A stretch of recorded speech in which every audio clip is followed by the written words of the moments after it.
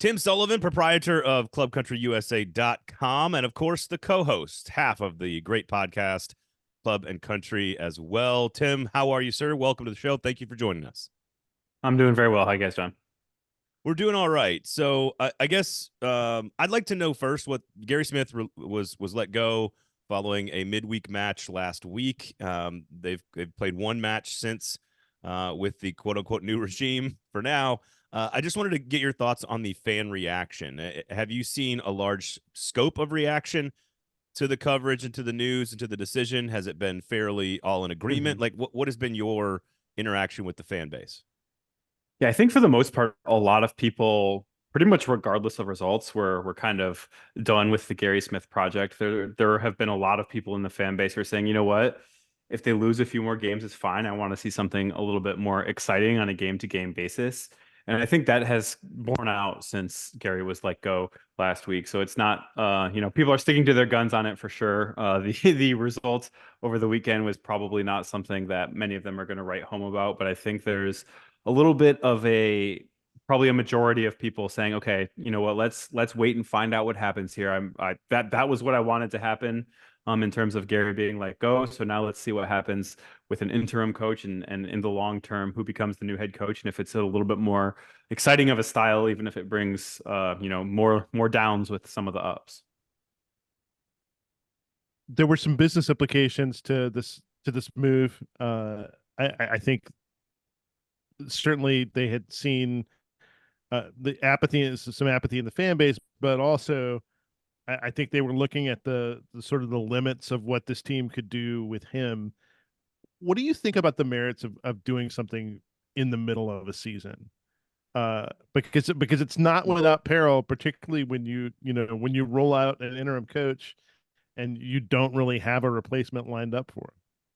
Yeah, I think it's something that it makes more sense, honestly, from my perspective, to make the change after the season. You aren't going to change things for the better in all likelihood in the middle of the season, especially going to an interim coach who's in his first head coaching gig. It's something that is not really going to mean the 2024 season is suddenly going to be the season of everyone's dreams, barring an incredible run from under Rumbo Montali. So it's something that I don't think for this season is necessarily, in terms of on-field perspective. It's not something that I think they looked at and said, this is going to help us reach our goals for the 2024 season. What it does, making a change midseason, is you might raise the ceiling a little bit, but you are guaranteeing yourself kind of knocking out the floor. And that's the one thing that Gary Smith's teams had over his 4 years leading the MLS, or 4.5 years, I guess, leading the MLS side, and the 2 years leading the USL side, is you knew that there was a floor. You were going to make the playoffs. You're probably going to win a first round match. That's far less guaranteed than it's ever been. It was never a guarantee, but it did happen every year up to this point. And I do think that there's a hope that, okay, maybe we can go out and go on an incredible run and raise our stakes a little bit, but we do know that the risk of that is missing the playoffs for the first time. Well, and it did feel. I mean, look, there were only a couple of points out of after they beat Toronto in what was a very ugly match, albeit a 2-0 victory. I think they still could have made the playoffs. So there's this dead cat bounce theory, right? Like you get, if all of a sudden they win a couple of matches and you thought maybe this was the move they should have made last offseason, which I think as a season ticket holder that would have been my preference. Not that I think very highly of Gary Smith the person, so this is not about Gary Smith the person, but I would have been fine with a move as a season ticket holder last offseason. How do you balance the story of Gary Smith being such an integral part of the organization? Like, how soon do you allow yourself, or do you think the fans want like the large scale perspective on what he was for the organization and what he did and what he accomplished, the points per match as a coach in MLS, et cetera, as an organization, versus like you said that you could trade off some highs for some lows. I mean, like they're all lows this season by and large. So you can't really. How long before you as a reporter you decide, all right, I need to do the long takeout Gary Smith perspective historical piece? Do you think that's the off season? When do you find yourself kind of working on that type of angle? Yeah, I think it doesn't happen at the earliest until the offseason. We don't know, maybe this team under an interim coach goes and on an incredible run and we say, man, maybe Gary Smith was really holding this team back. But I think that's pretty unlikely. So once the offseason hits and you kind of see what life without him is like, maybe it is basically the same. Maybe it's slightly better. Maybe it's slightly worse. Maybe it's quite a bit worse. Like I just said, I don't think it's going to be quite a bit better, but you need a little bit of a sense of perspective. It's not that this is a professional sports team firing a coach. This is a professional sports team firing the only coach it has ever known. We have no frame of reference. We have no context for what this club is without Gary Smith. And I think until we have at least a little bit of that, about half of a season with an interim coach, or if they manage to find somebody who's willing to come in the European off season over the summer, maybe we have at least an inkling of a permanent coach in the long run. But I don't think until we know a little bit more about, can somebody else unlock Hani Mukhtar better? Can somebody else, play what Wes and I call big dumb football and just put it on the head of Sam Surridge over and over again and score a ton of goals? It's unclear. You can't separate the wizard from the spell or whatever. I guess at this point we don't know whether it's what they have been doing is reliant upon him or if he's been necessarily holding it back. So I think until we have some of that context, it's really hard to say what was Gary Smith for this team, because I think everybody knows all about the positives and people know a lot about the negatives, but we don't know how they would compare to literally anybody else, because literally nobody else has ever done it aside from a couple games for Brett Jacobs back in the USL days and a couple for Steve Guppy over the past couple years here, and now one for Rumba Muntali. Is there a bigger contrast than Gary Smith, short midfielder from the middle of England on the sidelines, to Rumba Muntali, tall guy with dreads, kind of prowling up and down the sidelines? Like, yeah, if you're looking for a visual, a bit of a visual contrast with Gary Smith, they definitely went out and found the best available option there. I mean, it was funny because, like, sometimes, Gary's a little short, and sometimes if the camera angle is up just a hair on that sideline cam, you miss him on the sidelines. You could not miss Rumba on the sidelines over the weekend. It was hilarious to see.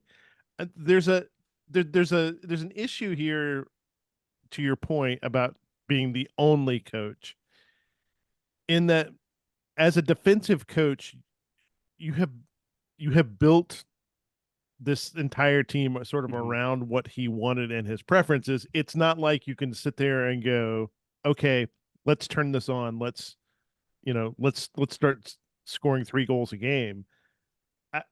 This is not like there's not a situation where you bring in a defensive coach and then you lock things down from a formerly offensive team. What do you think they're capable of? Yeah, I think that's the biggest question right there. Is this team has been built, a teamwork sort of build between Gary Smith and Mike Jacobs, and it is extremely built to play what fans have often derisively called Gary ball. So you do have to, at least for the interim, find somebody who can get the most out of a team that is already built. There's not even a transfer window coming up until the summer. So it's a situation where, I think there's a little bit of stylistic flexibility when you have guys like Walker Zimmerman, obviously when you have guys like Hani Mukhtar, but Sam Surridge kind of is the sort of player that he is. And I think a lot of the non-Zimmerman defensive players are the sort of players they are. You are not going to go out and play a completely different game just because Gary Smith is no longer there. So I think you have a great point.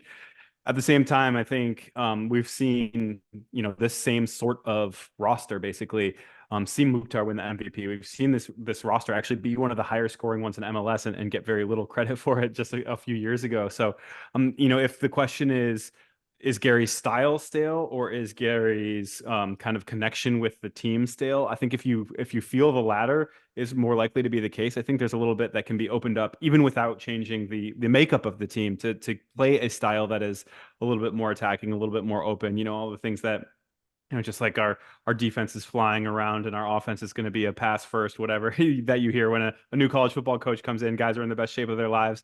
You don't necessarily think that you're going to reinvent the wheel here, but I do think there's a little bit of change that can happen just on the margins that'll make people feel more positively about it, even if not a ton changes. I I do think the casual, because I agree, like obviously Mike Jacobs has built this roster with Gary Smith's philosophy in mind, and that's certainly Mhm. that has to be a part of the process. But it's hard for I think the casual fan to who also sees a captain on the U.S. men's national team, another defensive player on the U.S. men's national team who gets minutes, by the way, in a World Cup. You've got the MVP. You go out and you've consistently signed these big name forwards that haven't worked necessarily. And Sturridge is the jury's still very much out on whether or not he's worked or not. But there's been some others in the past. Is it fair to say that Gary underachieved, that he just regularly achieved over time? If you look at it in the last 2 years, what would be your sort of, not to boil it down and be reductive, but what Mhm. do you think he maximized the talent over the last 2 seasons?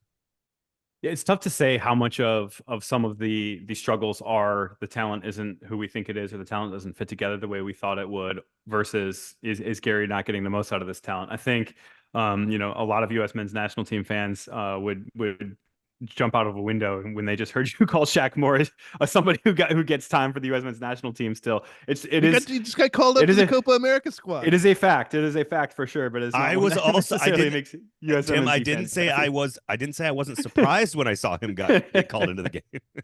Yeah. But I think it's interesting because, even with the past year and a half or so of disappointment, or I would say year of disappointment, the first half of last season actually went pretty well. But you look at it, and I want either of you to wager a guess all-time points per game where Nashville SC sits in Major League Soccer. Oh, I got this one, because if you are an avid listener of the Club and Country podcast, you know that Nashville SC is seventh I was all gonna say time in the I was gonna history say seventh. of MLS. Good work, Steve. Good job, Also, man. Thanks, man. avid listener, Steve Cavendish, 5-star reviewer of the Club and Country podcast. Yeah, so it is a situation. It is a situation where you look at what Nashville has built on their roster, and they have not built the seventh most expensive roster basically in any year until Sturridge recently came in, and now they're I think probably right around number 7 in terms of acquisition plus salary costs. I think in terms of salary costs, just because Walker and Hani make so much more than most teams Walker and Sturridge make so much more than most teams second and third DPs that they're up there, but. Realistically, this is a club that I would say has overachieved their talent for the most part, and fans probably don't necessarily want to hear that, especially because the way that they went about overachieving their talent a lot of the time was again Gary Ball. So we'll see if that's something that can continue with a different philosophy. It absolutely could, but I would say when you look at what Gary Smith has done. People are going to look back, I think, more fondly in a couple of years than they look back at it, basically, within a week of his being fired. How much of this is on Mike Jacobs? It's tough to say. Wes and I have gone back and forth about this. Obviously, we have been more positive than the fan base on both Gary and Mike Jacobs over the course of the last couple of years, especially when fans have kind of really turned on the project that Nashville SC has kind of put together. But realistically, if you look at the injuries that Nashville SC has suffered, they have meant that Mike Jacobs's roster has not played very many games this year. I think only 3 or 4 with all 3 DPs available. That they have not been able to play as constructed. The problem for a general manager is it's also his job to build the depth players so that if you have a player missing, you are not completely screwed. And that is something that I think for this year, especially in previous years, it wasn't as big of an issue, but for this year, especially, the depth down the roster has been pretty good. The depth at that second spot on the depth chart at a lot of positions has been a pretty big issue. You look at right back, there literally hasn't been a right back for Shaq Moore. It's been Alex Muyl most of the time. It's forced the team to play in a back 3, which Gary Smith probably didn't have a ton of problems with because he loves it. But his teams have historically been much more successful in both USL and Major League Soccer when they're playing with 4 men in the back. So it's something that has really impacted the way that Nashville would like to play, the way that they kind of find a balance between playing defensive, quote unquote, Gary ball versus going out and scoring a little bit more. But at the end of the day, Wes and I say this all the time, nobody is blameless, but nobody deserves full blame. And I do think that, if ownership were to make a decision and it was a strict Mike Jacobs versus Gary Smith decision, They probably made the one that is going to keep fans happier, that is going to, I think, probably have more success in the long run. But that doesn't mean Mike Mike is completely blameless here. As much as we do appreciate him on a personal level, the most frequent guest of the Club and Country podcast, in fact, aside from you gentlemen, who I don't even consider guests, but also somebody who I think thinks about the game and thinks about the concept of general management in a way that makes a lot of sense for success. I'm always fascinated by how you evaluate GMs because they don't, everybody loves the Parcells quote about if I'm gonna cook the dinner, I want to be able to shop for the groceries, right? But the flip side of that is the GM can never ever. Braden's shaking his head. No, it's because no, I think it's a good quote. It just never works in the NFL. Well, but the flip side of that is at the GM level, you're never ever the person who has the ability to make it happen exactly as you want. I'm sure that there were discussions for 2 years about Akeloba's usage and what Mike Jacobs wanted to see on the field versus what Gary was, what Gary was willing to tolerate out of Loba's kind of unwillingness to track back. And there's the particularly in MLS, there's a history of long running GMs and changing coaches underneath. I mean, go back and look at DC United, for example. I mean, Dave Casper inexplicably was there for like 20 years through some just terrible DC teams. When he was responsible kind of for the roster there. And so I guess what I wonder is what can we realistically expect out of evaluation for Mike Jacobs here? And I know it's an ownership question, but is it just the depth pieces? Is it a style of play? Is it what he does in this summer transfer window now that they've opened up some space and a little bit of room to bring somebody in maybe as a catalyst? What do you think? It's tough to say because I think Mike Jacobs's philosophy, which is a very Moneyball philosophy of using distressed assets and getting cheap assets that you can get more value out of than their previous asset holders got value out of, was a really good fit for the way Gary Smith plays. It's a style of play that allows you to get more results than you are paying for, essentially. We don't know whether Mike Jacobs is able to go out and general manage in a way that raises ceilings more than establishes very, very high floors. It's similar to the question with Gary himself, is how much of it is translatable to a completely different system of play, and we just won't know that until we see it attempted. I do think that when you look at it, it's similar to what I said about evaluating Gary. If all of a sudden this team goes on a run and comfortably makes the playoffs, maybe you look at it and say, have we been too harsh on Mike Jacobs, and this was more of a Gary Smith issue at this stage? I think there's a possibility of that. I think more likely the team that we've seen this year is an unfortunately thin team through mechanisms that are both in and out of Jacobs's control. And the firing of Gary Smith is essentially saying we think it's a blip. We think it's a half season blip or a full season blip if you look back to the end of last season. And we think Mike can get it done with a different head coach as you go forward, and say, I don't think that there's a problem with Mike in the way that he built this team. It was just that it wasn't implemented well. And I think especially when you look at Mike's kind of Moneyball philosophy, frankly, it works well with what ownership wants out of the individual spend on the roster. So I think Mike's philosophy is going to be something that is going to be used regardless of who the GM is, in all likelihood. When you go searching for a head coach in MLS, the upside is you can draw from literally any place in the world. The downside of it is you can literally draw from any place in the world. I mean, I saw 3 different people try to put together lists, and it's including people like Michael Carrick from Middlesbrough and Jurgen Klopp, baby. Give me some Klopp. Yeah, some South Americans and some different sorts of things. Uh, There are MLS is like such a weird blend of so many different leagues and so many different styles. How do you begin to look for a coach that can have success in this league? And do they have to have spent time in the league?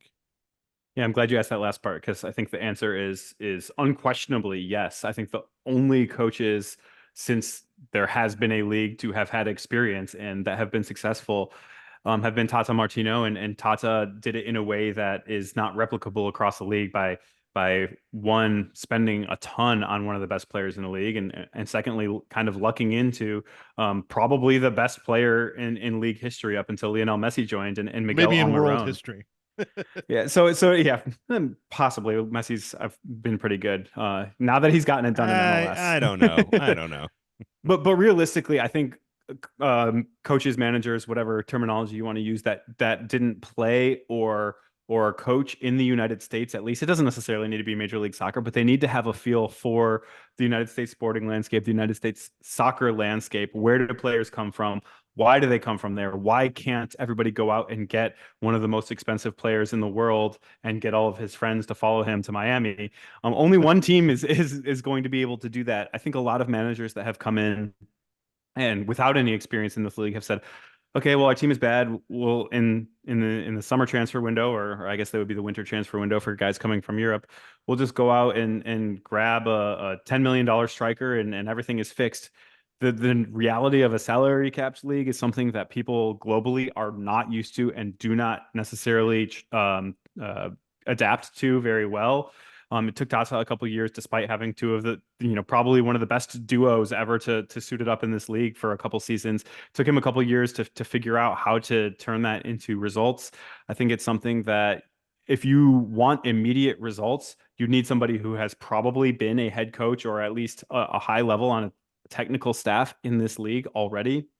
If you want somebody who can be a bit of a project, I don't think you fire Gary Smith mid-season. I think you wait until the end of the year and say, okay, we'll give this next guy from the beginning of the year, the start of the season, and we'll give him basically one season to write off and let him get that experience.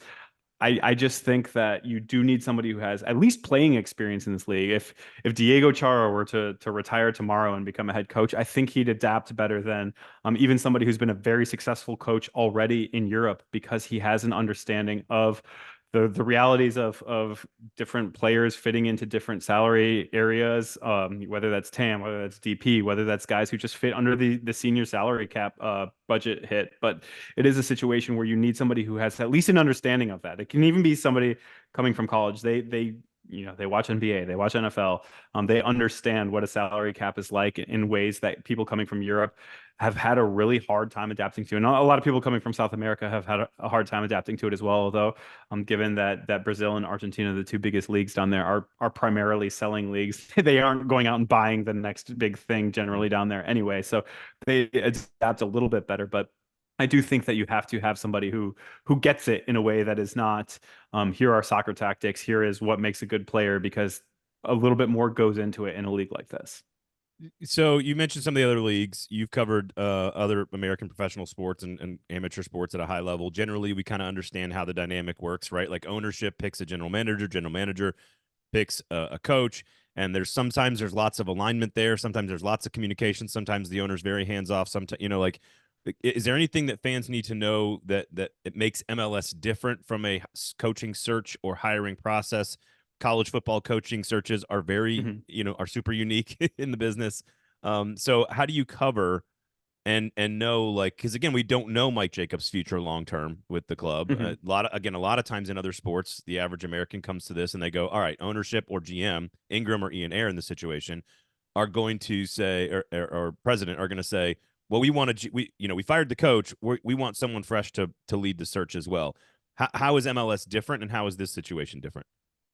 It's kind of the broad strokes of it are very similar, but the main difference in terms of what you look for in terms of who is going to be targeted is what we were just talking about. essentially you have the whole world as a talent pool in a way that you don't certainly not in football. I don't know that there have been a ton of foreign managers other than Central American or Caribbean managers in Major League Baseball, for example. You don't have the whole world to look at in most other American sports. Certainly, when you look at even college sports, basically the only people who are getting a head coaching shout are mid-major head coaches or guys who have been coordinators at higher level programs than the one that is hiring. It's just not like that in soccer. Like I just spent probably a minute and a half describing, you want somebody who understands American soccer and you want somebody who understands Major League Soccer, so that does narrow the pool a little bit. But I think when you look at what John Ingram, Ian Ayre, and we discussed it earlier. I think Mike Jacobs is around. Otherwise, you don't make a change at the head coaching position midseason. So you look at what those three. He has a contract through 2026. I mean, he's here for 2.5 more years. I guess what I'm asking is like, there's nothing unique about the power structure here with Ingram and Ayre. It's going to be Mike Jacobs hire, right? Yeah, I think for the most part, you look at Ayre to make decisions with input from Jacobs more than Jacobs kind of saying, here's the guy that I want as the head coach. I do think if we come back in 2 or 3 months and all the candidates are people who have worked with Mike Jacobs in the past, whether at Sporting Kansas City or here in Nashville, it would make a lot of sense. That is where a lot of hires have come from. That is where a lot of player acquisitions have come from, people who have a past connection to Mike Jacobs. So he will have a strong say in it. But I do think when you look at kind of how the power structure works, this is Ian Ayre's decision. He is going to be the one putting his name at the top of a contract and signing it at the bottom when a new coach is offered the job. What level of risk that brings up a great question here, which is what level of risk do you think Ian Ayre is willing to make right now? I mean, certainly he doesn't make that like kind of that calculus without John Ingram, but I think he was very smart to go kind of like super stable here for the start of the franchise as opposed to high volatility. I mean, those first couple of years Cincinnati teams were fucking awful. I mean, just absolutely terrible. I mean, they were historically bad. No one can argue with the Moneyball GM and the defensive minded get more out of your players strategy. Like you can't argue with the strategy to start the franchise. Exactly, but do you think now is the time that Ayre is willing to put more risk into the equation? Yeah, I think so. Otherwise, you don't fire Gary Smith because you know what you are getting with Gary Smith. I think he was a floor setter. He was not a ceiling raiser, though. You have to be willing to lose that floor if you want to raise the ceiling. And exactly what degree of risk Ian Ayre is willing to take is something that only Ian Ayre knows at this time. I would guess, like I just said, that Mike Jacobs has enough input that there will be somebody that they are very heavily data driven, both on field and off field in Nashville SC's offices. They will look at who are the profiles of guys that have succeeded in this league, and they'll say, okay, we're not going to eliminate people that don't match a specific criterion, but that's definitely each criterion is going to be something that we look at, and when we look at the body of the criteria that we are interested in, if somebody has an absolute failing grade on something that every successful coach in this league has had, that they are going to be off the table. So I think Jurgen Klopp, if one of the coach that Ian Ayre hired at Liverpool, if he were to be available as he is retiring at the end of the year, is that a risk worth taking, even though he doesn't check all the boxes? Of course. Is he going to be the next Nashville SC coach? He is not. So you have to kind of look at who is attainable in a way that, again, NFL, you don't really have to worry about that. You are at the top of the totem pole. Yeah. Get Titans coach Brian Callahan, who looks up to Jurgen Klopp, to send him a note, man. Maybe send him over there on a plane, go get him. No, I was kidding earlier. I will say, I think, I took my kids. We've had season tickets now, and they announced 28,000 on Saturday. Atlanta had all the possession in the world in that match, even though Nashville had a 1-0 lead for most of the match. There was no chance there were 28,000 people in attendance, and it was a 12:30, 12:45 like start where you actually could take your kids for one of the first times of the year. But I will say this, and we can end on like a positive note here with Gary Smith. You've been very gracious with your time, Tim. ClubCountryUSA.com, of course, is the website. The Club and Country podcast with you and the great Wes Bowling.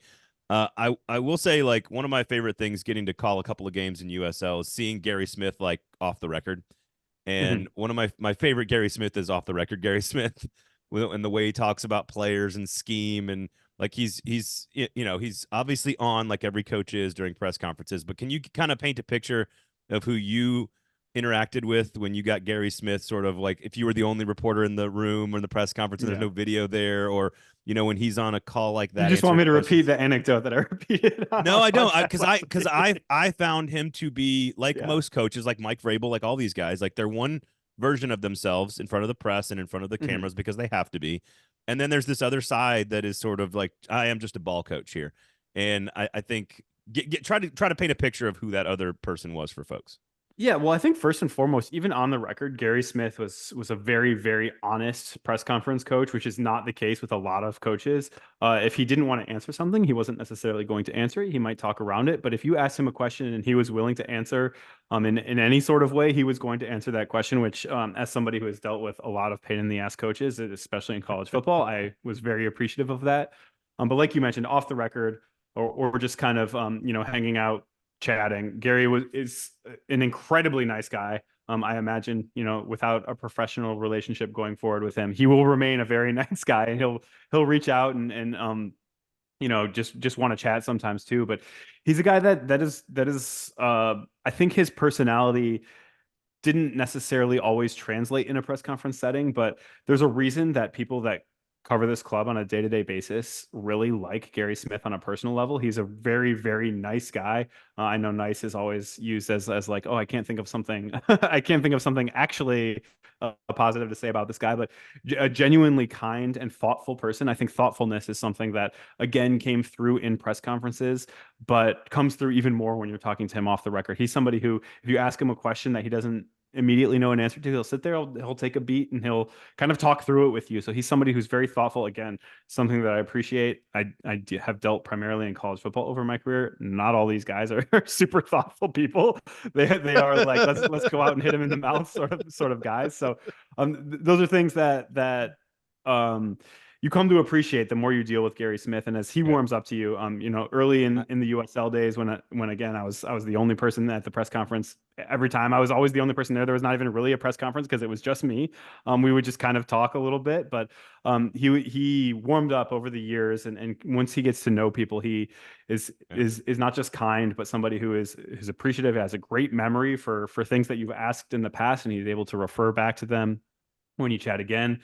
That might be something that's typical of what you expect of somebody you have a conversation with. It is not necessarily something you expect out of coaches. So he will be missed, certainly off the field, even if fans, weren't always on board with what the on-field product looks like. So I think colorfully funny is he's a very colorful, funny guy. I think sort of off the record as well. So I think it's a good way. And look, I think ultimately, I think kind of everything is right, which is weird here. Maybe you could have done it last offseason if they decided to make the move, but I think he was the right guy for the job at the time. I think they accomplished what they accomplished. I think it was probably the right time to make a move and try to, you got this big, brand new, beautiful stadium that's still not full as it was a couple of years ago. It might be, you're losing matches. You're not playing good soccer. It's probably time. So I think everything was kind of right. And I don't think anyone can complain too much about some of the decisions that were made. Tim Sullivan, always a pleasure, my friend. Again, Club Country USA and the Club and Country podcast. Thanks for hanging out, man. We do appreciate it. Yep. Thanks for having me, guys.